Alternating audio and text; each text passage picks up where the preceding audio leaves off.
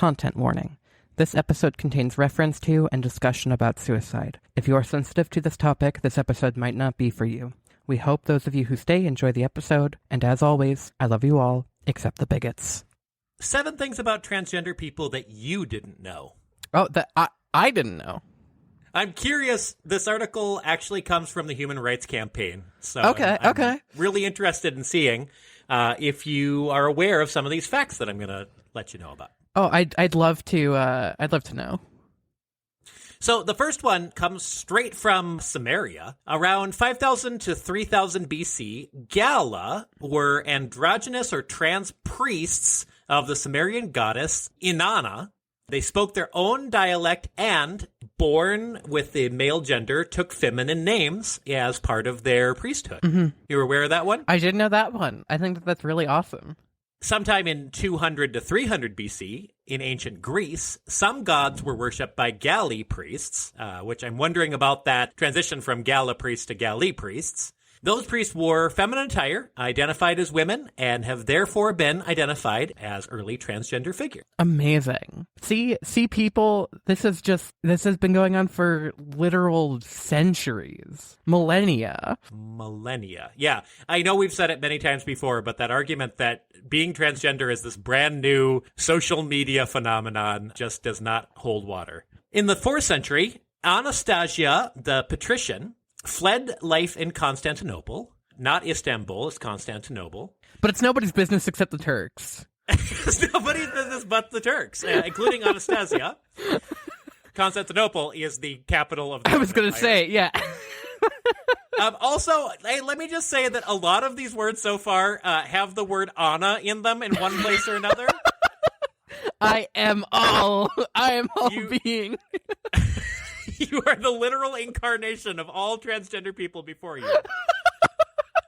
So what she did, and I think we actually have quite a few stories of this, is that she dressed as a monk and hid out in a monastery. Some people viewed that as her transition into being a male person. Amazing. Can I just say, the clergy and the people who were documenting this stuff are the ones who kept the records. So, if you were a trans farmer and you would be like out in the fields with your manly man overalls and whatever, they didn't have overalls, but you know what I mean. I bet they had something like overalls. That wouldn't be documented, that wouldn't be kept. So, yes, we're only talking about the clergy and things like that right now, but just so you know, there were other trans people out there, just not documented ones. Absolutely. In South Asia, at least 8 known gender-expansive identities have historically been present on the subcontinent. South Asia. Wow. South Asia. The most well-known is the Hijra, which is the 3rd gender. Okay. People of historical, spiritual, or cultural significance in South Asian society. Huh. Hijra and individuals of diverse gender identities have been well documented in religious and cultural texts. Amazing. Around the 18th century, the Itelmens of Siberia recognized a 3rd gender as well, called the Kokchuk, to describe individuals who were assigned male at birth but expressed themselves as women. Hey, Putin, do you hear that? Do you hear that, Putin? Siberians in the 1800s recognized trans people. Why can't you? 100%. This one you do know. The oldest Western institute studying LGBTQ identities was started in Germany. Deutschland. 1919, the Institut für Sexualwissenschaft. Die Transvestiten is the book that originally started documenting trans people and sort of what they were experiencing and everything, and it was actually one of the biggest targets for Nazi book burnings. That's exactly right. As a matter of fact, the whole facility itself was destroyed under German fascism. Can't get rid of trans people, though, Germany. Nope. Well, specifically Nazi Germany. Sorry, Germany today, you guys are pretty good towards trans people. Finally, number 7, in Turtle Island, which is the indigenous name for North America, Indigenous communities use the term Two-Spirit as a modern pan-Indigenous umbrella identifier for people of another societal and ceremonial gender identity. This term was then reestablished in 1990 as a collective term for historical gender identity for those who would not consider themselves men and women. And this is a topic that we plan to get some expertise and depth in a later episode. We very much want to know the lived experience of Two-Spirit individuals. We want to talk with experts. I don't feel comfortable tackling this topic alone, at least.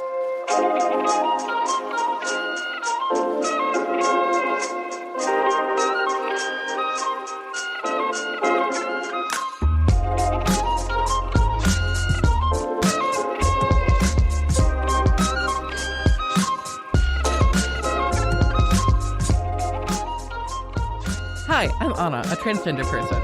And I'm Cam, your dad. And this is The Transgender, a podcast chronicling my transition. And a cisgender man learning how to support it. Today's guest, we're really excited to have. We have been talking about having this person on our podcast from the very beginning. Like, before we were even a podcast, we were talking about working with and talking to our guest today. Yes. And this person is my barber. My personal barber. Actually, I think she cuts other people's hair, but the only one that matters is mine. So, B, thank you so much for being on the podcast today. Thank you, B. Thanks, y'all. Yeah, appreciate y'all having me on. This is fun. Yeah, I am Cam's personal barber because Cam is a big fucking deal. We always ask the same question of our guest, which is to have you tell us everything about yourself. Just a tiny little question. Leave no details, no stones unturned. Okay, so I was born in Salt Lake City, Utah. I won't tell you what part exactly. I won't tell you when because I don't want you looking up that astrological shit on me. But yeah, so I was born in Salt Lake City, Utah. I lived there for like the first 27-ish years of my life. I don't know. My life's kind of a blur back then. I try not to think about it too much. Yeah. Understandable. You were in Salt Lake City, Utah. Yeah, for sure. I mean, it's a great place to be from, is the way that I always word it to people. I was there for the first 27 years of my life. I grew up Mormon, which is complicated, and we'll get into that a little bit later, I think, a little bit more detailed for a second. But yeah, I lived there 27 years. I moved to Jackson, Wyoming, because I love hiking and mountain biking. Worked there for about 3 years, and then it was time to make a move because Jackson is like crazy expensive. And so I was looking for somewhere, and it had the criteria of it had to have good hiking and mountain biking. It had to be cold, and it had to have a relatively reasonable cost of living. And Duluth checked all the boxes. So I came and visited in October of 2019, fell in love with the place, and then moved out here in March of 2020, like literally the week the pandemic started. Like I was in the middle of my drive, actually, when everything shut down. My dad texted me, he was like, "Hey, the world shut down." I was like, "What do you mean?" He's like, "Oh, you'll see." Oh, good Lord. Yeah, what a good message to get. Yeah, for sure. I mean, my dad's a smart ass like me. That's where I get it from, for sure. So I came out here, and yeah, when I moved to Duluth, it was like shortly before I moved here, I kind of came out publicly as queer, which is a big step for me. I'd been in the closet my whole life up until then. And yeah, I got here and I wasn't allowed to work for the first 3 months. I was here because barbershops were closed. And truthfully, I was actually considering quitting cutting hair because I really liked what I did. But a lot of times, traditional barbershops are not exactly the most affirming place for people. I got to hear a lot of things that I didn't really love racially. Right. Like, yeah, it was a lot. It was a lot. Yep. So, but as time went on, I decided, I'm just going to do my own thing instead. I'm going to run my own business. And so, yeah, I opened Deep Cuts in August of 2020. And I opened it as like a very publicly queer and trans friendly place. And I don't even want to say friendly because really it was more like geared towards that demographic. And I think there's a really important difference between like created with that community in mind. Right. Our community in mind versus like, hey, yeah, I mean, it's cool. You can hang out. Yeah, come out to the barbershop, So yeah, I started doing that then.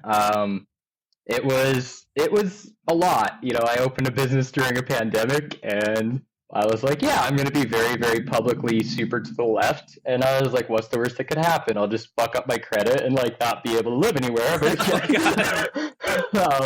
But I'm a big believer in like burning the boats and leaving myself no way out. And I've been lucky because I've come up lucky every single time so far. So yeah, I just kind of went for it. And then in December of 2020, on Christmas Day, I came out to my then partner as trans, and that's kind of a fun story.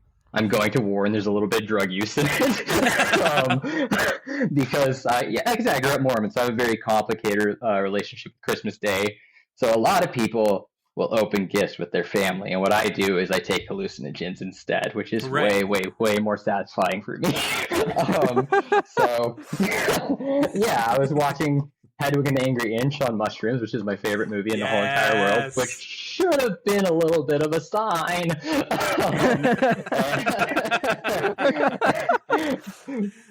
But I turned to my then partner, I believe it was during Origin of Love, and I was like, hey, by the way, I'm trans. And they're like, oh, okay. It was super nonchalant. It was pretty wild, honestly, like looking back, at which point, and I'm not making this up, my phone rang and it was my mother. Oh, jeez. Like, so yeah, like I'm like full in this whole experience, and I'm like, I just came out to somebody, and then my mom called, and I answered the phone, and I wasn't ready to have that conversation, so we had the Christmas Day love you type talk, and then all of a sudden the phone broke up and the call dropped. Oh, and I turned to my then partner and said, did I do that with my mind? Well, you answered my next question, which was how high were you still at this point? And very helicopter. So yeah, that was kind of the first step for me, was coming out to them. And yeah, like I happened to have a few days by myself in the house a few days later, and I finally like tried on a dress and a wig, which is something I had thought about my whole life. It's really funny how like when you're going through it and you haven't fully accepted it, how much you don't recognize things. Because it was like I constantly thought about transitioning. Like I constantly thought about it, like from the time I was a little kid. Right. But I was like, it's just a curiosity. That's all it is. Like, it's a curiosity that, like, defines my entire mental space all the time. But that's all it was, I thought, you know? And so I had thoughts about, like, obviously trying that kind of stuff. But I think there was some level of me that knew if I, like, expressed that, it would be really hard to put it back in the box. Yep. And, yeah, I immediately knew. I was like, no, this is it. Like, this is who I am. And, yeah, I kind of proceeded from there. So I kind of kept it quiet for quite a bit. You know, obviously people I was living with at the time, my roommate and such, they all knew about it, but like I wasn't out at work yet, any of that kind of thing. I was pretty nervous about it. And then on Trans Day of Visibility of 2021, I was like, I'm just going to pull the Band-Aid off. And so I made a public post about it, and I was very, very blunt about it, where I was like, hey, here's the thing. This is who I am. I'm going to ask that you don't call me my old name. The funny thing about being trans is it doesn't knock a razor out of my hand. It doesn't affect how my clippers work. It doesn't affect anything about how I cut your fucking hair. And so, yeah, I said that, and I only lost a few people, and, you know, tough shit, they can go. They can get a bad haircut from someone else. That's fine with me. Right. And so, yeah, like the amount of support I got was pretty overwhelming, honestly, because, you know, I had opened, you know, as I said, like geared towards that community. So I had kind of this built-in level of support. And I have a lot of people that come in here that talk to me about the fact that, you know, they feel so good leaving, which is incredibly rewarding for me. But I think one of the things that gets missed by a lot of folks that they don't realize is my clientele afforded me the comfort to feel comfortable to be who I am. And I just feel like I can never really fully repay that, to be honest with you. It really means a lot to me. You're gonna have to like get used to the fact I'm a fucking crying bitch, so that's gonna happen a couple times.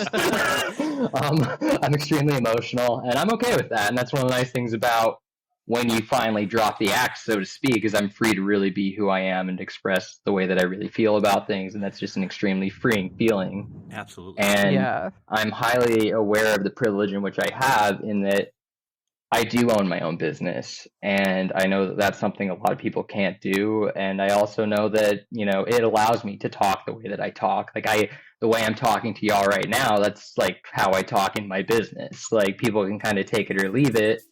And thankfully, a lot of people take it. At least the right people take it, is the way I'd put it.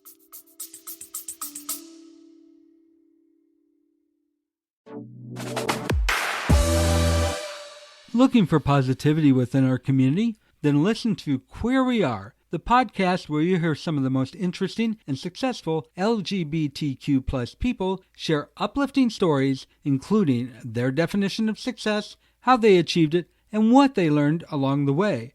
Guests include celebrities, activists, politicians, athletes, and many more. Click the link in the show notes and check us out, or go to queerweare.com.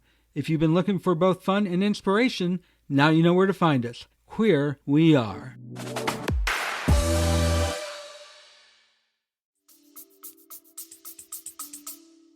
I show up for it. I want to hear a joke, and I want to talk about 90s. That's it.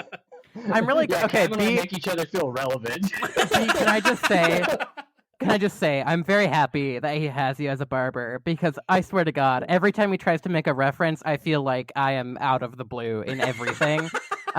He'll say something and I'm like, what the fuck did you just say to me? So thank you for fulfilling that need for me, for him and for me, true. That's what I'm here for. It's just to validate Cam. That's my entire existence purpose. Oh God. Yeah, and I mean, it's like one of those things. I legitimately love what I do, and I know a lot of people say that, and I've worked a fair amount of different gigs over the years, and I truly feel like I'm somebody who can say that and be completely truthful about it. I look forward to going to work. I had a bit of a personal crisis, a little while ago, and it was first of all, it was very sweet because I had probably 30 different people reach out to me, which was just overwhelming. But everyone was like, hey, you're going to take time off work? And I was like, absolutely not. That's where I want to be. That's where I feel the happiest and where I feel the safest. Because, like, I tell people this all the time. I essentially, obviously I give a haircut, but at the end of the day, like, I really kind of get paid to bullshit with my friends because my clients are my friends. So it's not a bad gig if you can pull it off. I highly recommend it. And so, like, it's been great. I have a couple other stylists that I work with, an esthetician, and we're like a family. Like, we really are. It's something that people say a lot at different jobs. And in our case, like, I really feel like it's true. We went down to the cities yesterday as a team building activity, and we went to the Frank Turner concert, and we went to the sculpture park. And, like, it's a lot better than most of the seminars that people go to for team building activities kind of thing. Like, I legitimately look forward to seeing the people I work with. And I always refer to Deep Cuts as my island of misfit toys. Like, that's what we are to me. And I don't just mean the people that work here. I mean the people that come in. You guys are like all my misfits, and I fucking love that about the people that come in here, because, like, I don't want to hear like super normal stories. Like, I had somebody in here for the first time today, and I was like, what do you like to do for fun?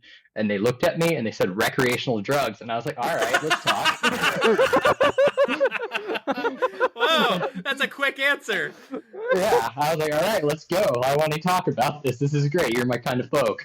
Like, there's a part of me that would really like to get a job at one of the franchise salons and just talk about, like, the way that I talk here and see how long before they fire me, because I think it'd be like, well, they're talking about doing cocaine back in the day, but they can really fucking fade, and I don't know what to do.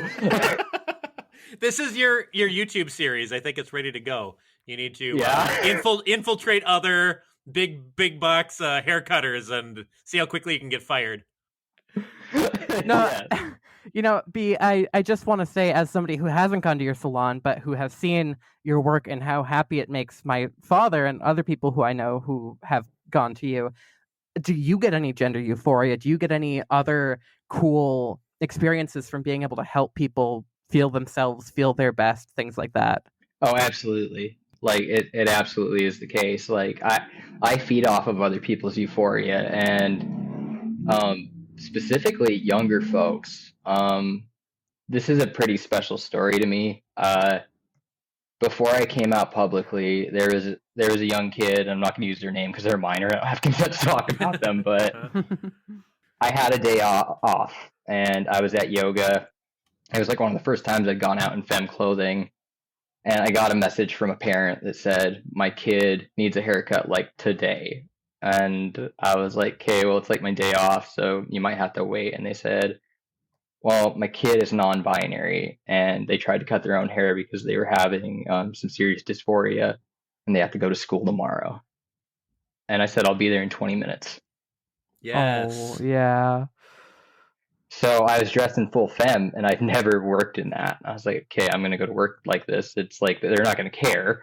So I went to work, and I cut this kid's hair, and they were just so ecstatic when I got done, and I gave them the haircut that they wanted. And to see the look on their face when they saw themselves in the mirror, like, you can't put a price on that. Like, I'm going to be completely honest with y'all. I could have made a lot more money opening a quote unquote regular barbershop, but I chose not to because, like, money doesn't matter to me that much. Mm-hmm. Like, it really doesn't. You can't, like, they don't put a freaking luggage rack on a hearse. You can't take that shit with you. And so, yeah, it was really cool. Side note, it's my day off. Shop's technically closed. There's a knock at the door. I was like, okay. So I go and open the door, and it was my regular UPS driver with the delivery. And god damn if that wasn't the most awkward thing ever. But, like, I mean, it was okay. All right. Yeah, it was like, hey, how you doing? Hey, how you doing? And then, like, handed me the package like it was a bomb and got out of here. I mean, when you say ripped the Band-Aid off, you mean ripped the fucking Band-Aid off. Like, truly. Yeah. Like, truly, full on, truly. just, wow. As, like, I did not have that story. I was very cautious and calculated in how I came out, and hearing just dropping the bomb and just fucking living your best life, I love that so much. That is so, that makes me euphoric to hear. Yeah, and I mean, like I said, I really appreciate, like, being able to do that for younger folks specifically. Now, the second part to that story, like, when a bad thing can become a good thing. I had a friend, a lot of people that are listening to this podcast here in Duluth specifically are probably going to know who I'm talking about, but I had a friend who was trans who, unfortunately, I hate that I'm speaking about them in the past tense right now. Yeah. Yeah. Take your time. And so his name was Evan. And he was very special to me. He was one of the first people I came out to. Not a lot of people know this, but Evan knew I was trans before anyone else did. I talked to him about it for a while and kind of how to navigate that. And he was one of the sweetest people I've ever met. He lost a battle with depression, which happens, and particularly in our community, and it's very, very sad. And so I started a fund in his name called the Friends of Evan Fund, where folks can donate money to pay for haircut services for trans folks that can't afford to pay for them because they're going through something or whatever reason, just can't afford to do it. And I want to be able to take care of them. And so I started that in his honor. Well, this kid that I cut their hair in femme had told me during that they always had dreamed of having pink hair. And I knew that the family was probably not in a financial situation to make that realistic. And so when the fund had some extra money, I reached out to the parent and said, hey, I want to cover this. Like, I want to pay for this. And I was like, it's a fund. That's what it's there for. And I was giving the kid a haircut before they did the color because I don't do color because, first of all, I'm partially colorblind, so that would not be ideal. I didn't know that. Yeah, in all fairness, I didn't know until about 2 years ago. Because, like, color just looks like color to me. I didn't realize that my blue-green spectrum is all fucked. So until somebody else pointed it out to me, like, no, that's clearly blue. And I was like, no, that's green. So I took an eye test. I was supposed to be able to see 26 shades of green, and I could see 14. So that's a bit of an issue if you're going to do color. Yeah. Yeah. And so I gave him the haircut, and I told them, I was like, can I tell you something really cool? And they said, what? I said, did you know that you were the first person whose hair I ever cut dressed this way as myself? Oh. And they looked up at me and they were crying, and they said, that is the biggest honor. And so, like, that is why I do what I do, is because I do care so much about it, and it brings me joy to bring other people joy. Like, a haircut is not just a haircut to me. It is so much more than that. It is something that makes you feel a certain way about yourself. and I know how it feels for me. I mean, I'm very fortunate to work with some really amazing stylists who Yeah. take care of my wigs for me. All Aw. of the wigs that I wear are all custom. You cannot find these wigs anywhere else. Like, they're one of a kind, and they're gonna stay that way. Sorry, folks. And so, No, they're yeah, too pretty to share with the world. yeah, and I mean, it's really, I know what it does for me, and to be able to pass that forward to other people, like, you cannot put a price on that. Folks don't think about it this way, but like, on top of the fact of that euphoria, like, it can literally make you safer. There are situations, as those of us on a, where passing can save you from having a problem or just feeling more confident. Yeah, B, I cannot tell you how many times like I have experienced that. It is more than I'd like to count, and I am so honored to hear about these things and be able to have you on the podcast to be able to talk about this. I know that this is heavy and hard for you to talk about, and I just want to say we support you on this podcast. We love you, and I want to. Can we just give a moment of silence for Evan? Is that okay? That'd be perfect. Thank you very much.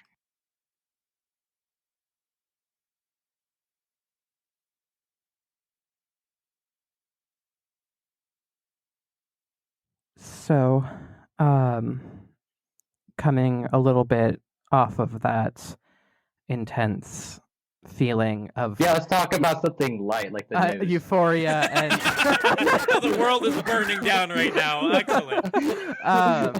I just want to kind of talk a little bit about what do you do that makes you feel euphoric? We talked about you have some wigs, you dress really femme. I loved seeing you out at Trans Joy Fest and living your best life. Can you just give me some juicy deets on like how you yourself are able to feel comfortable and confident and living your best life? Yeah, I mean, for me, it anyone who's met me or been in the shop can tell I'm a little bit obsessed with punk rock. It's kind of been a big thing in my life. And it's really gotten me through some pretty tough times. Like, I truly believe I wouldn't have made it through Salt Lake if I wasn't into the punk rock scene. And so for me, as weird as it sounds, like when I first started dressing femme and going out in public, it's like, like kids these days, y'all have it so easy. No, not really. But it's one of those things, like, literally, I got my ass kicked for having orange hair in Salt Lake one time, like just for having orange hair. And so it was kind of wild because at first, in particularly, like, I would go out and I'd get some stares, and there was a weird part of it. It was like, I fucking feel like a punk rocker again. Like, I missed this a little bit on some sick level. And so, I mean, that was a big thing. Is I'm a big believer, and I always have been. Like, I wish I'd been better about doing this for myself than other people, but I've always been like, you should be who you are. Like, that's what you should do. And so now that like I've embraced it, like, it's just awesome. Like, that nothing makes me happier than to put on my favorite dress and to go out for a jog or whatever. Like, that kind of stuff makes me very happy. And also, I used to do stand-up.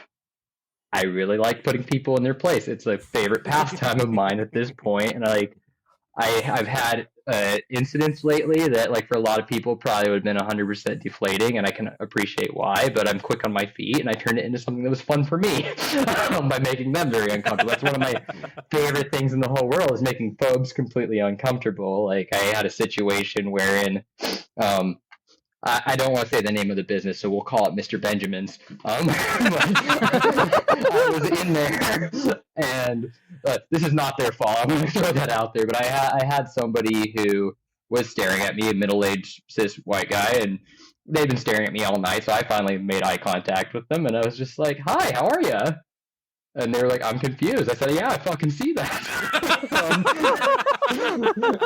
And so, like, it was one of those things. They said to me, "All right, here's how it's going to go down," which, for the record, terrible way to start a conversation with someone like me. Yeah. They're like, "I'm going to buy a drink for me. I'm going to buy a drink for you, and then we're going to be cool." And I was like, "We're not cool right now?" "No, it's not like that. It's not like that at all. I want to make sure I'm safe." At which point I put my hand right next to him on the bar and said, "What exactly do you think I'm going to do to you, honey?" And he's like, "No, I just want to make sure I'm good to walk around the same hood as you," which is a great thing to hear from like a 45-year-old white man from Minnesota say hood. Wow. Yeah, and would not give up on buying me a drink. So finally, I was like, "Yeah, fine." And he goes, "What would you like?" I was like, "Jameson." He goes, "That's Irish whiskey, you know that, right?" I was like, "Yeah, that's why I'm fucking ordering it."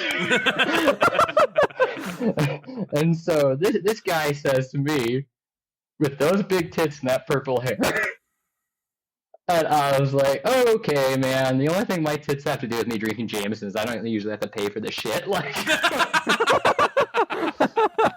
and so like I like to make people that try to make me uncomfortable. Like it's kind of a weird thing that gives me euphoria, which is a strange thing to get euphoria from, but. Like, I really do feel like coming out and being publicly who I am in such a way, it has given me a confidence that I never had before. Like I feel very empowered and I stand up for myself and I'm very proud of myself for that. It's something I didn't used to do. Absolutely. I just want to say, as a queer person who lives in northern Minnesota and has struggled with people who stare and things like that, I wish I had your confidence in that, because that is fucking amazing. I was going to ask you to do your tight five on the podcast here, but I think you just did. Yeah, legitimately. Yeah. Yeah, it's kind of like, it's a blessing and a curse, because like I find myself carrying around a leather notebook that I'm like absolutely terrified someone is going to find, because I just use like footnotes, and it's like it's just the ramblings. It's just total ramblings. If you saw it and you had no idea, you'd be like, this person needs to be committed. This is not good. Serial killer's journal. Yeah, for sure. So, B, I want to switch a little bit back to maybe a serious topic, but, you know, it's something that we talk about a lot with our guests on the show, and you just feel free to do so with as much comfort. But I'm thinking about that Christmas call with your mom. Tell us a little bit about your people in your world and how folks have reacted, aside from 45-year-old cis guys at bars. Yeah, I'm happy to talk about that, actually. I am extremely fortunate in a lot of ways with that. Like I said, I grew up Mormon.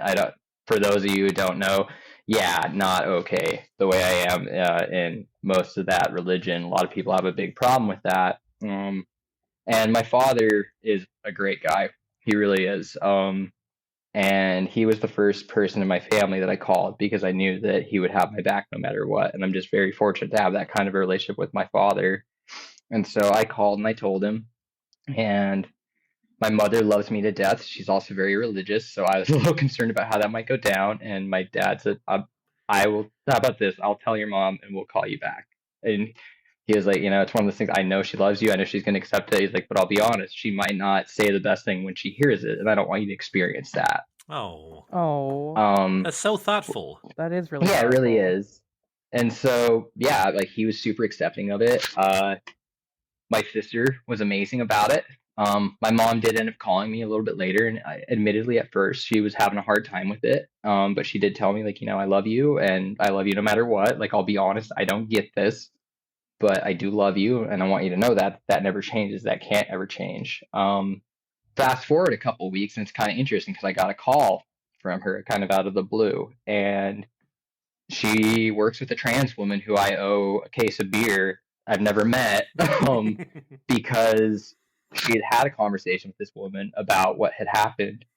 And after talking to her, it really changed my mom's perspective. And my mom called me to say, "I'm really sorry that my initial reaction was to worry about how this was making me feel." She's like, "B, you kept that inside for 32 years. I cannot imagine what that is like." That's really And sweet. so I was really fortunate with that. I mean, unfortunately, my brother and I were like best friends growing up, and he doesn't talk to me anymore, which is like, it's tough. But 3 out of 4 will keep you in the majors, so I'm okay with that.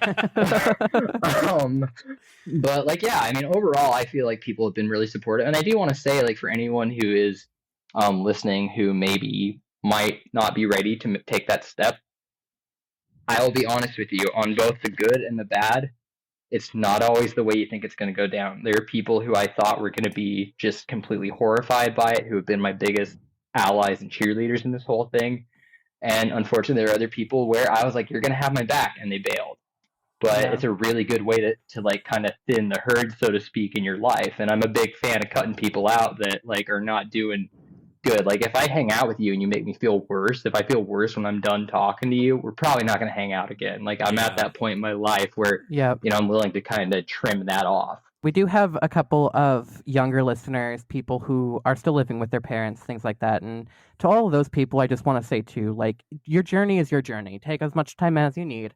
But I do have to say, at least for me, and it sounds like for you as well, B, like, it is something that we carry and it weighs down on us. And it's really kind of a lifesaver, literally keeping you afloat once you kind of get that off your chest and are able to not even express yourself, just be able to have more people know, have more people take that load off of you who you're not anxious about anymore because you know their reaction.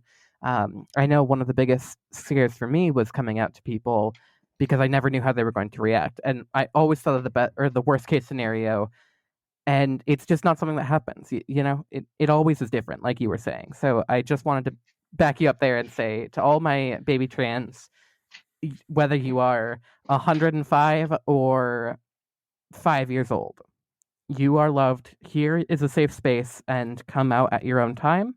But I do want to say that it does take a load off of you. And so, it's Absolutely. It's important to be honest with yourself and be honest with those around you when you are really hurting and need some support. Yeah, and I do have to say to that end, it's like, never ever feel ashamed for the fact. First of all, never feel ashamed for who you are. Never feel Absolutely ashamed for who you not. are. Everyone listening, and that goes for everyone. I don't care Yes. what your identity is. Never feel ashamed of who you are. You should be true to yourself. Your instinct is your true God. Listen to it. Well, I'm sorry. There is one person. The Christians are gonna love that I said that, but there is one person who I want to retract that offer from, and that is fucking Mitch McConnell. You, my good sir, do not deserve that. Don't be yourself. Be Don't be yourself. Literally anyone else. Literally anyone else. Yeah, I guess I'll amend the common phrase of just be yourself unless you're an asshole, in which case it's probably very, very hard to be someone else. Yeah. Yeah, and like it's just one that you shouldn't be ashamed of that. And like if you're struggling, regardless of the reason, if you're struggling, please reach out to somebody. Reach out to somebody. Like you're never as alone as you feel like you are. You never are. And I think that's just an important thing for people to know. It's let's be real. There's a certain portion of the world that's the whole ugly kind of thing you don't want to meet. But the other part of it is, what keeps me going through all the stuff. Like obviously in the news, there's been a lot of anti-trans things going on. But the other part of it is too, I have a lot of clients who've come into me and have been coming to me since the beginning who, I'll be real with you, I'm aware were not comfortable when they came in and I had transitioned. It really threw them off, but they've become some of my best friends, and it's because we've been able to understand each other. And the only way to have understanding is to meet people where they're at and just show them, like, I'm not scary. Like, I have one client in particular who, after a few months, I knew they were very conservative, and once we'd gotten very comfortable, one day at the end of their haircut, I whispered in their ear, "Now do you believe I just want to take a piss and get out?" Yes. And they got a good kick out of that, and they were like, yeah, they admitted to me, like, honestly, I'd never actually talked to a trans person before I met you. Yeah. And that's the thing, is like I truly believe that like most people are good people, and most people don't want to hurt people's feelings. Yeah, there's assholes out there. There was somebody who came in today that, like, for the first time in a long time, I was like, that person is not allowed to book anymore here. Oh, jeez. Wow. Yeah, I mean, it was one of those things. They were misgendering me, and they were corrected, and they've continued to do so. And yeah, I mean, I not all money is good money, and I don't need theirs. That's the way that I look at that. And so, but the other side of it is that's one person out of literally thousands of haircuts I've given at this point, and I can count the amount of bad things like that have happened in this shop on one hand, and that's fucking gorgeous. That is amazing. So good. And I'm so excited for my next cut with you, B, as always. B, I love to have you. I love my stylist. I might need to switch. I'm sorry. You know who you are, but you and I have a lot of shit to talk about, I think. Yeah, just go for a session. It's like therapy, Anna. Well, and I will tell you, Anna, too. Like, there's this thing where sometimes I don't cut hair and I go and hang out with people, so we can totally Oh, do that. Too. yes, absolutely. Oh. All right. Well, God, you've covered so much ground, B, and thank you for being so candid and open and fucking I'm hilarious as always. fucking hilarious. Thank you. Thank you so much for being a guest on our podcast. We've been trying to get you on. Sorry for all of the technical difficulties. All of our listeners just know that we probably spent a good 20 minutes trying to troubleshoot before this easily. episode. So, B, we really I'm that appreciate. important. Yes. B, we really appreciate you. We want to keep up your good work. And listeners, please, if you have the resources, if you have the funds, please go and donate to any cause that you like, but especially B's cause here. That would be fantastic. Yeah, absolutely. And thank you all for having me on so much. And Anna was saying, Friends of Evan Fund is something that I'm really passionate about, and I'm very, very proud to say, and I know this would make Evan very, very happy. I have given away, well, I guess I should say the people of Duluth have given away, because they're the generous ones, over $2,000 in services, and that is fucking cool. That's amazing. Super rad. We'll include a link to that in our resources for the episode description as well. All right, thank you so much. So, Anna, do you have a gender euphoria for us for today?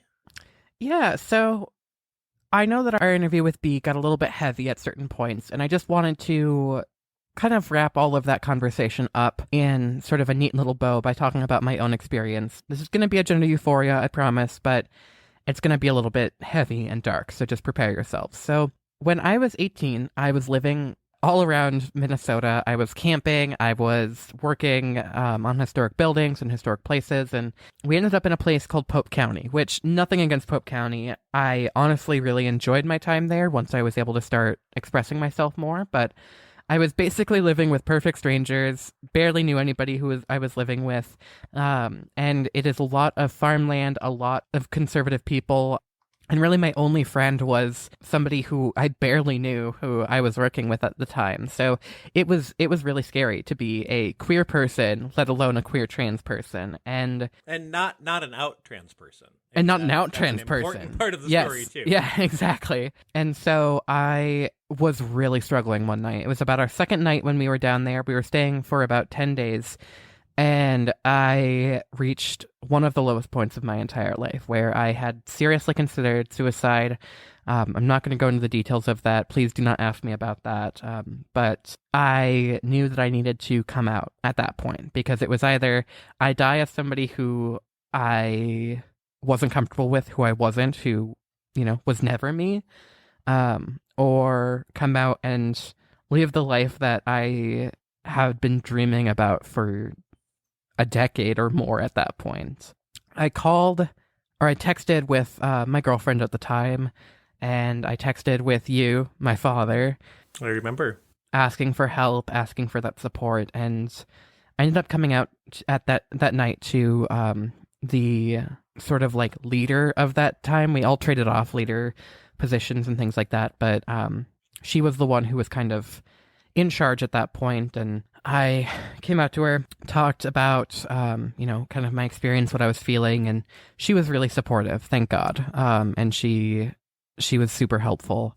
And then that helped me kind of stabilize enough to where I could finish the job and feel okay, got home, whatever. The next time that we were all out, everybody was together. So there was a group of, I think about 16, 18 of us, and we were split into two different groups and sent to different projects. Well, for this next project, we were all together. And at that point, I gathered everybody together. I was one of the leads on this one. And I came out over a fire, cooking. We all had dinner and came out at that point. And wait, you came out over a fire? They were spit roasting you? Yeah. You're like, no, you can't cook me. I'm trans. Those people were my found family, as much as we were pushed together by circumstances, and I will forever thank them and all of you who are listening. If any of you guys who are on that core are listening, I honestly, you guys saved my life. And I want to thank all of you, all of my listeners. Please know that you guys help keep me going every day too, and I appreciate all of that. So there is a life for you. If you're a closeted trans person, if you are struggling with your identity, whatever it might be, please, there are other options for you. There are plenty of there's plenty of happiness in the world that will come to you. And of course, take as much time as you need. But I hope, and I honestly kind of pray every day that no other trans person will ever have to get to the point where I was at, where I was considering suicide, and that forced me to come out. And to all of my trans individuals, all of my queer individuals who have committed suicide, to those of you who know somebody who's committed suicide because of their identity, because of the struggles, please, let's just make sure that we are always supporting each other, and take a second to just remember all of those. Getting through that, I mean, that was one of the darkest times I've seen you in, and it was really important that you had a found family and community around you to make that work.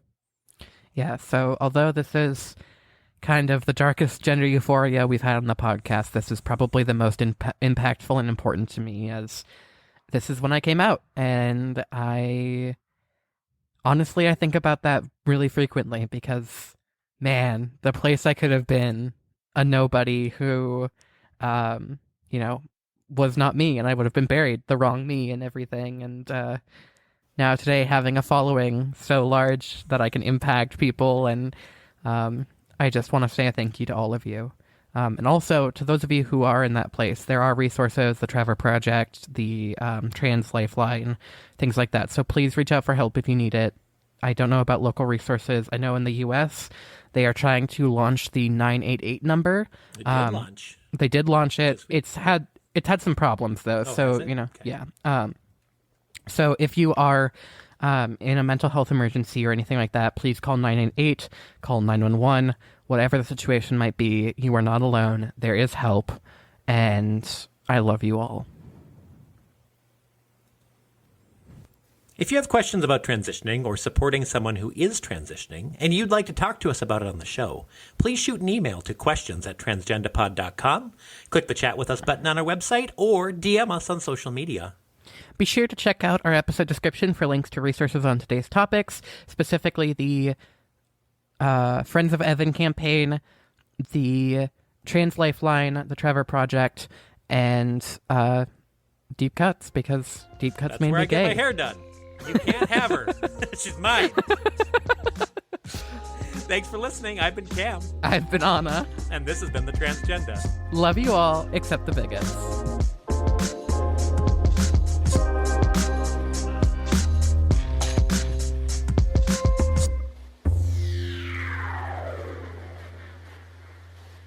Would you like to support our podcast? Well, you're in luck. We have a Patreon now. Just visit patreon.com/transgenderpod, and for as little as $3 a month, you can support the content that we're creating. And for $20 a month, you can join our Sticker Club, which provides you with a monthly live stream, a shout out on the podcast, and a sticker every month from ourselves and creators that we adore. Again, just visit patreon.com/transgenderpod, and thank you for all your support.